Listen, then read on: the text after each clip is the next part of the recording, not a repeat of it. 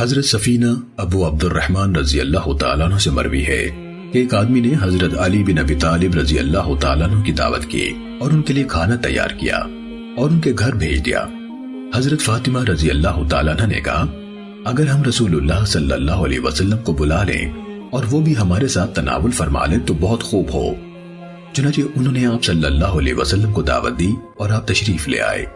آپ نے اپنا ہاتھ دروازے کی چوکھٹ پر رکھا اور ایک منقش پردہ دیکھا جو گھر کی ایک جانب میں لگایا گیا تھا، تو آپ علیہ الصلوۃ والسلام واپس ہو لیے۔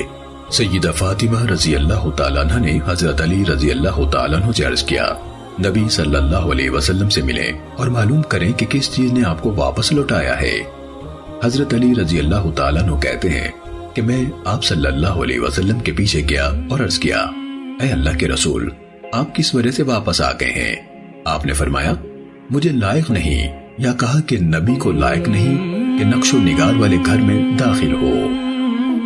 سننے ابو داود حدیث نمبر 3755۔